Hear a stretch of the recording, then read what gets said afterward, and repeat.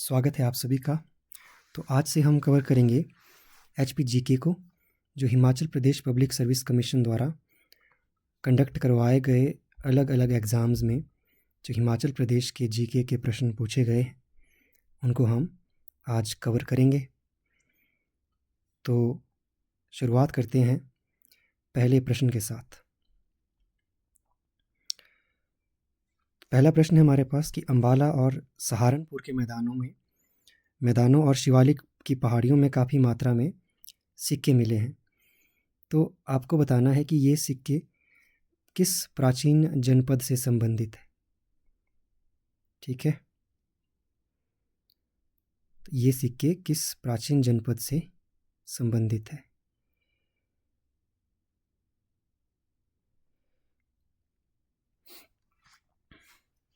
हमारे पास ऑप्शन है औदंबर, त्रिगर्त, कुनिंद या कुलिंद जिनको बोलते हैं, या फिर कुल्लूत। हम सब जानते हैं कि ये सारे जनपद हमारे पास हिमाचल के प्राचीन काल में हुआ करते थे। तो यहाँ पे सही उत्तर हमारे पास है कुनिंद। ठीक है, तो ये सिक्के जो सहारनपुर और अंबाला में मिले ये कुनिंद जनपद से संबंधित थे। इसके अलावा त्रिगर्त की हम बात करें तो त्रिगर्त तो अपने पास कांगड़ा के आसपास का जो इलाका है हमारे पास, तो इसकी स्थापना किसने की थी? सुशर्मा चंद ने। ठीक है, और कुल्लूत भी हमारे पास एक जनपद था, और कुल्लूत रियासत की स्थापना किसने की थी?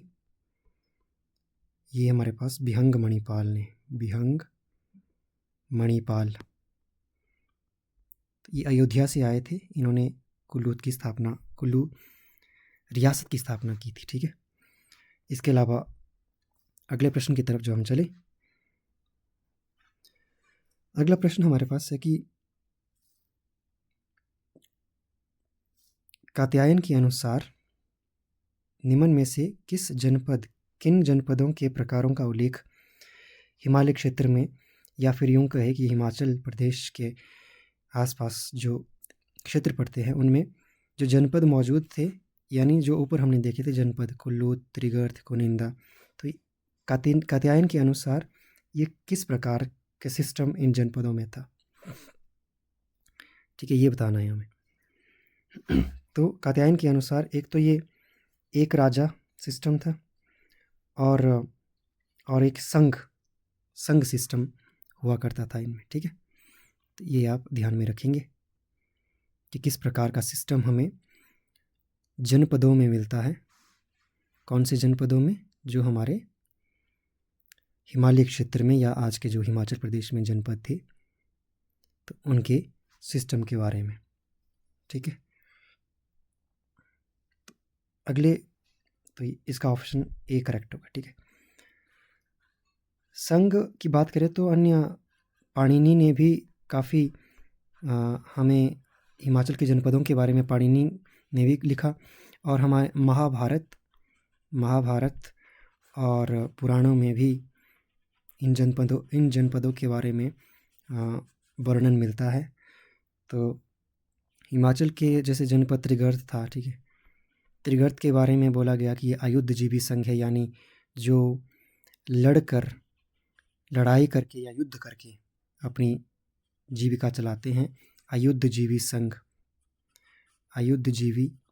संघ भी कहा इन त्रिगर्त के जनपदों को, या यूं कहे कि हिमालय के जो जनपद थे इनको कहा गया है।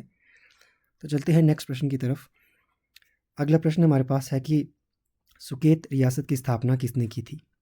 ये आपको बताना है कि सुकेत रियासत की स्थापना किसने की थी। यहाँ पे हम बात करें तो सुकेत, जो आजकल हम जिसको सुंदरनगर बोलते हैं ना, उसके सुंदरनगर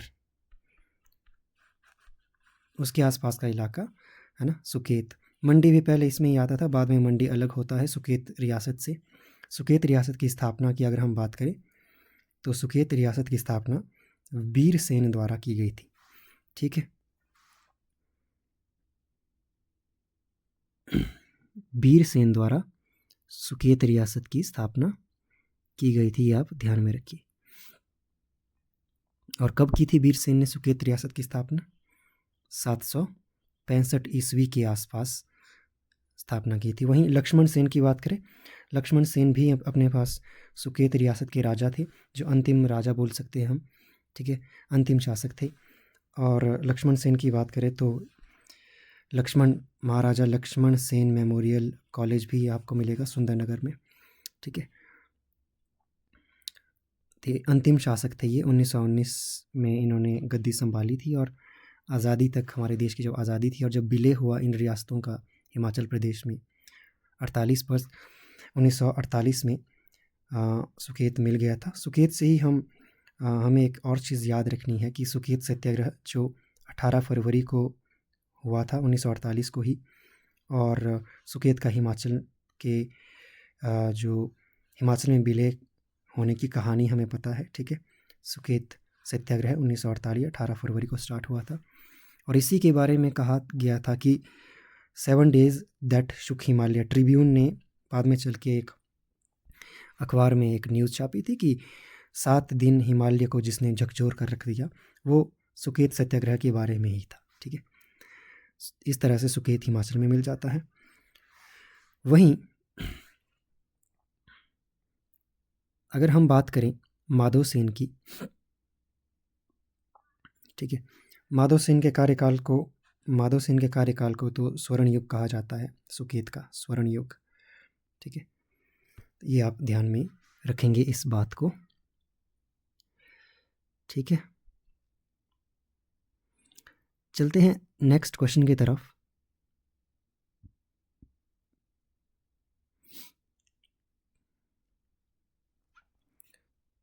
तो अगला प्रश्न है हमारे पास कि the present district of Una, यानी वर्तमान जो ऊना डिस्ट्रिक्ट है, 1966 तक पंजाब के हिस्सा हुआ करता था। जब 1966 में पंजाब रीऑर्गेनाइज एक्ट लाया जाता है कि पंजाब को पुनर्गठित किया जाता है, पंजाब स्टेट को, ठीक है। तो ये बोल रहा है कि 1966 तक ये ऊना जो आज का ज़िला है वो एक तहसील थी पंजाब के किस ज़िले की? तो ऊना हमें देखने को मिलती है कि ऊना पंजाब के गुरदासपुर, है ना, गुरदासपुर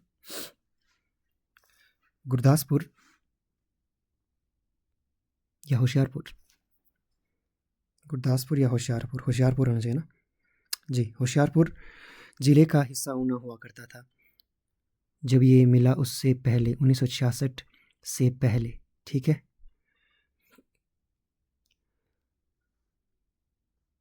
ये आप ध्यान में इस बात को रखेंगे, ठीक है। वहीं हम अगर गुरदासपुर की बात करें और फिरोज़पुर की बात करें तो ये भी हमारे पास पंजाब में ही हमें देखने को मिलेंगे, ठीक है। गुरदासपुर और फिरोज़पुर और जालंधर सारे पंजाब में ही तो मिलेंगे हमें, ठीक है। तो इसमें सिर्फ ये बात ध्यान रखनी थी हमें कि ये ऊना डिस्ट्रिक्ट होशियारपुर का हिस्सा हुआ करता था, ठीक है। फिर 1966 में अब कुल्लू आता है, कांगड़ा एग्जिस्टेंस में आता है और लाहौल स्पीति एग्जिस्टेंस में आता है। फिर आगे चल के जो कांगड़ा है फिर वो रीऑर्गेनाइज हो जाता है और उससे हमीरपुर और ऊना बन जाते हैं 1972 के आसपास, जब रीऑर्गेनाइज किए जाते हैं स्टेट्स। और कांगड़ा, हमीरपुर और ऊना कांगड़ा से अलग होके बनते हैं, ठीक है। ये हमें ध्यान में रखना है। तो नेक्स्ट क्वेश्चन है हमारे पास कि इनमें से कौन सी लेक झील, यानी इनमें से कौन सी झील बारालाचा दर्रे के पास स्थित है, ठीक है। इनमें से कौन सी झील बारालाचा दर्रे के पास स्थित है? ऑप्शन में हमारे पास है सियोलसर, सूरजताल, चंद्रताल और बुरानोसर। तो बारालाचा के पास जो लेक आपको मिलेगी, हमें पता है कि सूरजताल बारालाचा के नज़दीक पड़ेगी। अगर मान लीजिए लाहौल स्पीति डिस्ट्रिक्ट है हमारे पास, तो यहाँ पे कहीं बारालाचा हमें दर्रा मिलेगा, बारालाचा के एक तरफ से अपने पास एक रिवर मिलेगी, ठीक है, भागा रिवर, और एक चंद्रा रिवर दूसरी तरफ से। तो ये हमारे पास सूरज ताल से भागा नदी निकलती है। भागा नदी का ओरिजिन पॉइंट सूरज ताल से ही है, जो कि यहाँ पे कौन सा दर्रा है, बारालाचा दर्रा, ठीक है। और यहाँ चंद्रताल है, इस साइड चंद्रताल पड़ेगा और इस साइड सूरज ताल, ठीक है, सूरज ताल और चंद्रताल। तो चंद्रताल अपने पास बारालाचा के पास स्थित है, ठीक है, बिल्कुल। और वहीं अगर सियोलसर लेक की बात करें तो ये भी हमारे पास सूरज ताल चंद्रताल कहाँ पे मिलेंगे, लाहौल स्पीति में, और सियोलसर लेक हमारे को मिलेगी कुल्लू डिस्ट्रिक्ट में। और ब्रानोसर की बात करें तो ब्रानोसर मिलेगी अपने पास जो सांगला है, सांगला और डोडरा कवार,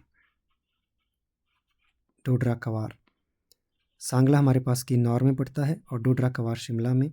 तो उसी की बाउंड्री पे हमें कहीं पे मिलेगी ब्रानोसर लेक, ठीक है।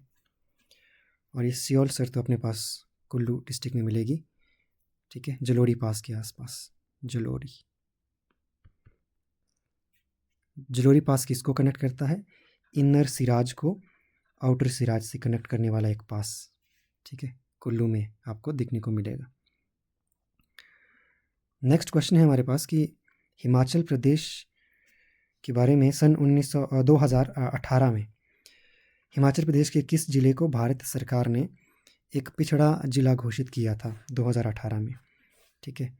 2018 में बैकवर्ड डिस्ट्रिक्ट किस जिले को घोषित किया गया था, तो ये हमें बताना है। तो ऑप्शन में सिरमौर है, सोलन है, किन्नौर है और चंबा है, ठीक है।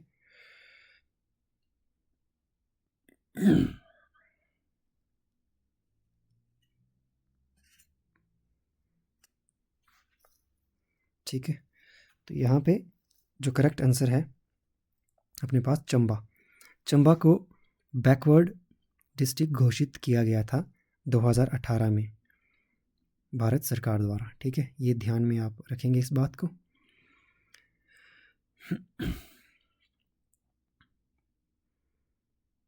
तो वहीं अन्य जो डिस्ट्रिक्ट है सिरमौर है यहाँ पे, ठीक है। सिरमौर हमें पता है, सिरमौर बाउंड्री शेयर करता है उत्तराखंड के साथ। और यहाँ पे सिरमौर में ही हमें क्या मिलेगा, एक सिसगिरी मतलब गिरी आर का क्षेत्र या और गिरी पार यानी ट्रांसगिरी एरिया मिलेंगे। और इसी एरिया में अपने पास एक जनजाति मिलेगी हाटी, जिसको एसटी का दर्जा दिया गया हाल ही में, है ना, भारत सरकार द्वारा। हाटी जनजाति, हाटी जनजाति का संबंध किससे है, तो ये भी आप ध्यान रखेंगे, सिरमौर से। लेकिन यहाँ पे पिछड़ा जिला घोषित किया था 2018 में भारत सरकार ने चंबा डिस्ट्रिक्ट को, ठीक है। वहीं किन्नौर और सोलन यहाँ पे हम देख सकते हैं, ठीक है।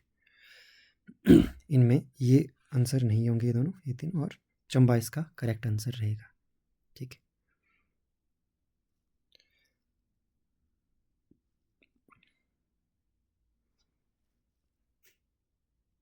नेक्स्ट क्वेश्चन की तरफ चलते हैं कि 1909 में बोल रहा है कि 1909 में मंडी में जो फ्रीडम और सिविल राइट मूवमेंट हुए, स्ट्रगल हुए, है ना, नागरिक अधिकारों के लिए संघर्ष की शुरुआत के नायक कौन थे, ये आपने बताना है 1909 में, ठीक है। तो 1909 में हमारे पास शोभा सिंह के नेतृत्व में एक फ्रीडम और सिविल राइट मूवमेंट हुआ था मंडी डिस्ट्रिक्ट में, ठीक है। तो ये आप ध्यान में रखेंगे। तो उस टाइम रूलर जो राजा हुआ करते थे भवानी सेन थे शायद, है ना, if I am not wrong, Bhavani Sen के काल में हुआ था ये, कार्यकाल में। और एक शोभाराम जी थे जो राजा के, इन भवानी सेन के मिनिस्टर थे। तो उनकी करप्ट प्रैक्टिसेस यानी उनके भ्रष्टाचार जो मिनिस्टर्स में, इनके भवानी सेन के मिनिस्टर्स में मंत्रियों में था, तो उसके अगेंस्ट एक लीडर थे शोभाराम जी, उन्होंने लीड किया था इस मूवमेंट को, ठीक है। और 1909 तो हमने देख लिया, ठीक है। 1914-15 में हम देखते हैं कि मंडी में गदर पार्टी अपने काम करना शुरू करती है, और इस गदर पार्टी का हिस्सा एक अपने पास हुआ करती थी भवानी सेन की जो रानी थी हमारे पास, रानी खैरगढ़ी, तो वो भी गदर पार्टी से ही जुड़ी हुई थी, है ना। ये एक गदर पार्टी अंग्रेज़ों के विरुद्ध बेसिकली रिवोल्ट करने के लिए और अंग्रेज़ी सत्ता को भारत से उखाड़ने के लिए सैन फ्रांसिस्को में बनाई गई थी, ठीक है। तो मंडी में भी कुछ लोग प्रभावित थे, जिसमें हमारे पास रानी खैरगढ़ी भी एक थी जो भवानी सेन की वाइफ हुआ करती थी, ठीक है। तो इसके अलावा अगर हम बात करें मथुरा दास जी की, तो मथुरा दास तो इससे रिलेटेड नहीं थे, है ना। और मियाँ जवाहर सिंह ये भी अपने पास गदर पार्टी से संबंधित थे, ये तो गदर पार्टी से संबंधित थे। और वहीं अगर हम भीम सिंह जी की बात करें, भीम सिंह जी का हमें ज़िक्र मिलता है जो फ्रीडम स्ट्रगल 1857 का जो विद्रोह हुआ था, ठीक है। सूबेदार भीम सिंह, जिन्होंने एक सोल्जर थे जिन्होंने रिवोल्ट किया था, ठीक है। ये हम ध्यान में रखेंगे 1857 में, ठीक है। और उन्होंने भीम सिंह जी ने ही लीड किया था हमारे पास जो कसौली और जतोग हमारे पास छावनियाँ थी वहाँ पे सोल्जर्स को, ठीक है। तो ये 1909 में तो नहीं था, 1857 में थी, ठीक। चलते हैं नेक्स्ट क्वेश्चन की तरफ। अगला प्रश्न है कि संस्कृत इंस्क्रिप्शन शारदा लिपि में मिला हमारे pass on a stone slab, जहाँ पे following temple reveal the famous capital of Kirat, यानी निम्न में से किस मंदिर के प्रस्तर खंडों के शारदा लिपि में संस्कृत शिलालेख उस राज्य की प्रमुख राजधानी किरात को साबित करती है। तो ये किरातों से संबंधित शारदा लिपि में लिखा हुआ शिलालेख है ना, मिला है। तो ये कहाँ, किस टेम्पल में ये हमें देखने को मिलता है? तो ये जो अपने पास बैजनाथ शिव टेम्पल बैजनाथ, ठीक है।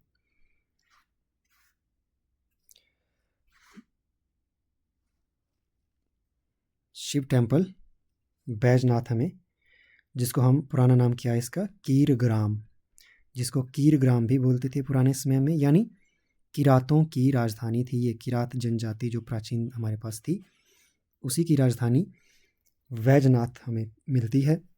और बैजनाथ के शिव मंदिर में जो किसने बनाया था, म्यूक और आहुक नामक दो व्यापारियों ने ये मंदिर बनवाया था, ठीक है। तो वहीं अगर लक्ष्मी नारायण मंदिर हमें चंबा में देखने को मिलता है, भद्रकाली मंदिर ये भी याद रखिए कि कांगड़ा में मिलता है, और हिडिंबा देवी मंदिर कुल्लू में मिलता है। तो ये मंदिर किसने बनाया था, हिडिंबा माता का मंदिर किसने बनवाया था, बहादुर सिंह ने, राजा बहादुर सिंह जी ने, ठीक है, 1553 के आसपास, ठीक है।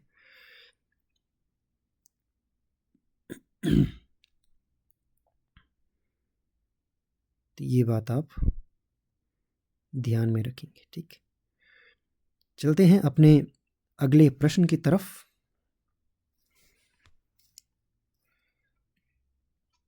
अगला प्रश्न है कि हमारे पास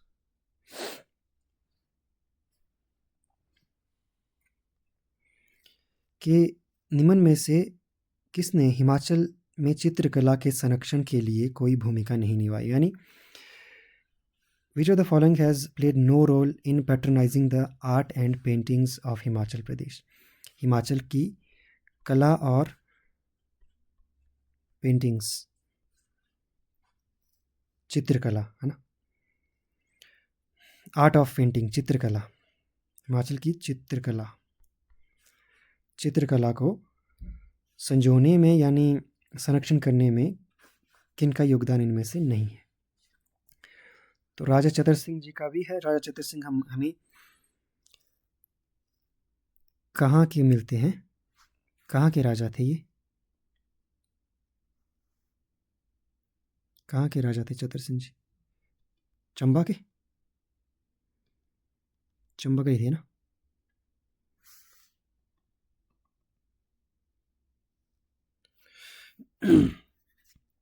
तो चंबा के राजा थे, ठीक है। तो इन्होंने तो भूमिका निभाई है हमारे पास।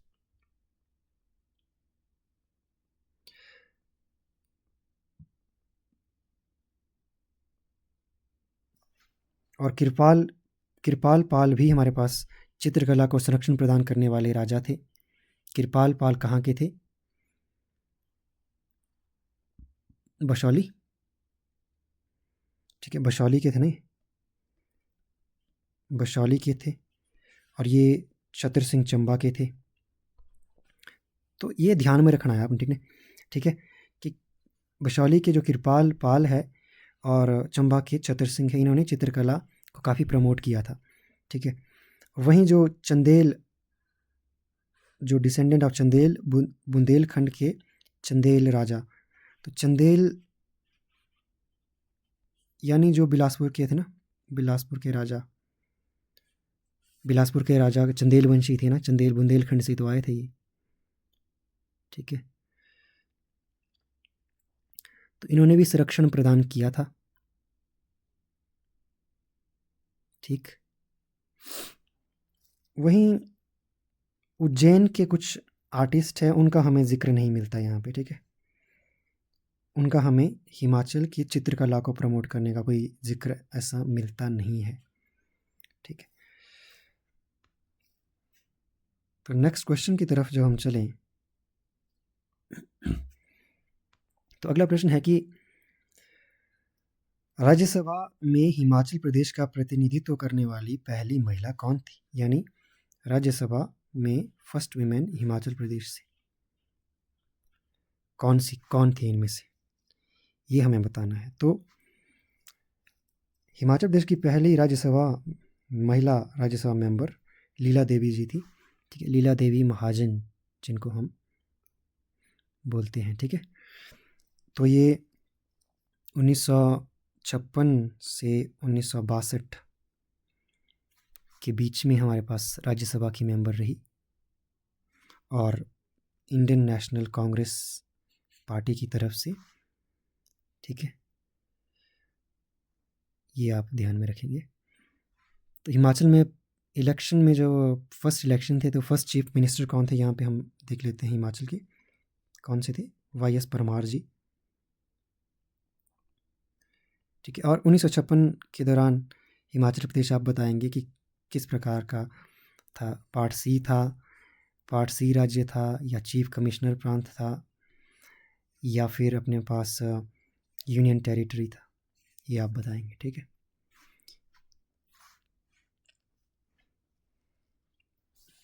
चलते हैं अगले प्रश्न की तरफ।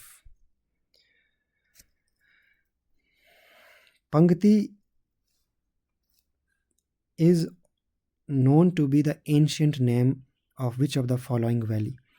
इनमें से कौन सी घाटी का पुराना नाम पंगती था, ये बताना है आपने, ठीक है। पंगती और पांगी सेम सेम लग रहा है, तो पांगी घाटी का ही पुराना नाम पंगती घाटी हुआ करता था, ठीक है। तो पांगी से आप याद रखेंगे कि यहाँ पे कौन सी जनजाति रहती है, पंगवाल जनजाति। और ये पांगी पड़ता कहाँ पे है? तो ये मान लीजिए अपना चंबा में पड़ता है ना, और ये अपना लाहौल स्पीति है, लाहौल स्पीति के साथ में चंबा लगता हुआ है, तो जो लाहौल स्पीति के साथ लगता हुआ चंबा है, पांगी घाटी यहाँ पे ही आपको मिलेगी, ठीक है। उदयपुर को क्रॉस करने के बाद, और ये काफ़ी रफ़ यानी खुरदरी टेरेन यहाँ पे मिलेगी, है ना। काफ़ी बैकवर्ड इलाका यहाँ पे आपको मिलेगा ये। माउंटेन पीक्स, बेरेन यानी पहाड़ बहुत ऊंचे ऊंचे मिलेंगे, और मतलब एक तरह का शीतोष्ण टाइप का यहाँ पे आपको जलवायु मिलेगी।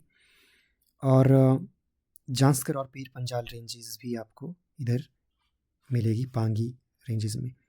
इनफैक्ट जो पांगी रेंजेस अपने पास पीर पंजाल का ही एक्सटेंशन है, पांगी रेंज, ठीक है। ये भी आप याद रखेंगे कि पीर पंजाल को ही पांगी रेंज हम बोलते हैं, ठीक है। वहीं अन्य वैलीज़ की अगर हम बात करें तो पब्बर वैली, तो अपने पास पब्बर तो रोहड़ू, पब्बर किसको बोलते हैं? रोहड़ू वैली को ना। पब्बर तो हमारे पास रोहड़ू वैली को बोलते हैं। पब्बर नदी की जो वैली है उसको हम पब्बर वैली बोलते हैं या रोहड़ू वैली बोलते हैं। और पोंटा वैली तो अपने पास कहाँ पे है? पोंटा वैली तो सिरमौर में है। इसको और किस नाम से जानते हैं? क्यार दा दून वैली। कौन सी वैली? क्यार दा दून वैली, ठीक है। और एक क्यार दा दून वैली है, और एक दून एंड स्प्रून वैली, दून और स्प्रून वैली, दून एवं स्प्रून। दून और स्प्रून आपको मिलेगी सोलन में, और क्यार दा दून मिलेगी आपको पोंटा वैली यानी सिरमौर में। और बसपा वैली को हम सांगला वैली भी बोलते हैं, और ये हमारे पास कहाँ पे मौजूद है? किन्नौर में, ठीक है। बसपा नदी द्वारा बनाई गई वैली सांगला वैली। और सांगला में ही हमारे को छिटकुल नामक जगह मिलेगी, Chhitkul near Indo Tibetan border, या यूं कहे कि फर्स्ट गांव भारत का, या लास्ट गांव। अब लास्ट गांव हम नहीं बोलते हैं क्योंकि रिसेंटली जो बॉर्डर में पहले आएगा वो फर्स्ट गांव भी हो सकता है और लास्ट गांव भी हो सकता है ना। सबसे पहले जो बॉर्डर में आएगा, ठीक है, तिब्बत बॉर्डर के नज़दीक आपको मिलेगा, भारत तिब्बत बॉर्डर के नज़दीक छितकुल। और सांगला में ही आपको मिलेगा एक गांव जो बुशहर की पुरानी राजधानी जो रही हमारे पास, कामरू गांव भी आपको मिलेगा, जो बुशहर रियासत की प्राचीन राजधानी रही, ठीक है। यहाँ पे पांगी वैली करेक्ट था।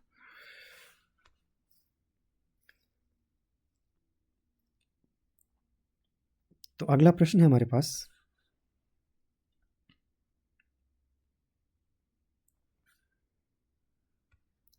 कि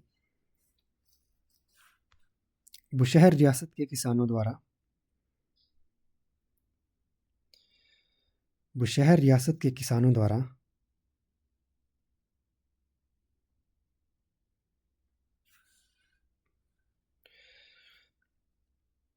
नगद राजस्व संग्रह के खिलाफ, यानी जो कैश रिवेन्यू कलेक्शन, उसके खिलाफ एक अहिंसात्मक आंदोलन यानी नॉन वायलेंस मूवमेंट स्टार्ट किया गया था। तो उस नॉन वायलेंस मूवमेंट का नाम आपने बताना है। 4 ऑप्शन दिए गए हैं, आपने बताना है।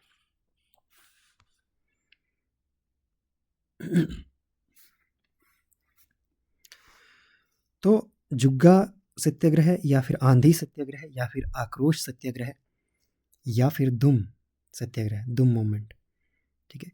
यहाँ पे जो करेक्ट आंसर है वो दुम मूवमेंट होगा, है ना।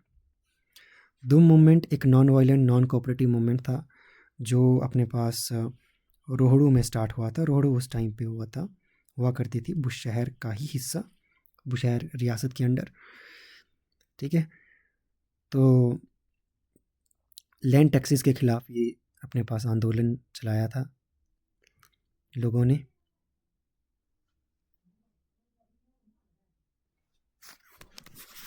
ठीक है।